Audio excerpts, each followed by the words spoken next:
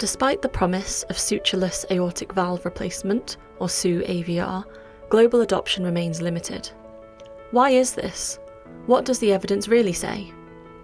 In our bibliographic meta-analysis, we reviewed 538 studies to explore the scientific, geographic and clinical dynamics behind SuAVR use worldwide. SuAVR promises faster implantation, reduced cross-clamp time and potential advantages in minimally invasive cardiac surgery, but concerns persist, from cost and pacemaker rates to questions about long-term durability. And most importantly, high-quality evidence remains scarce.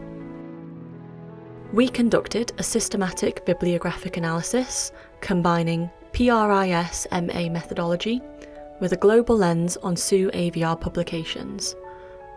Our goals were to quantify the evidence, map its origins, and analyse its clinical focus and transparency. Here are our key findings. 69% of studies were observational. Only 1.3% were randomized clinical trials.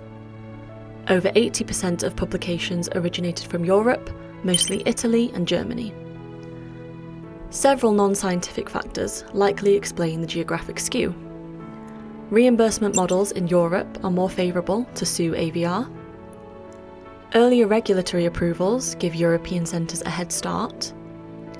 And differences in the population, like lower obesity rates, make minimally invasive surgery more feasible. So what does this mean for surgeons and policymakers?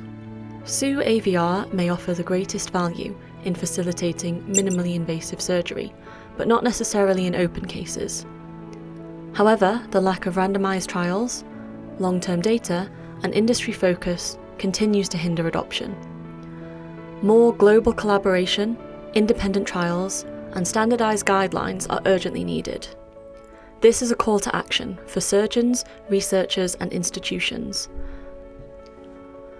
To define SuAVR's true place in modern aortic valve therapy, we need stronger data, broader participation, and global engagement.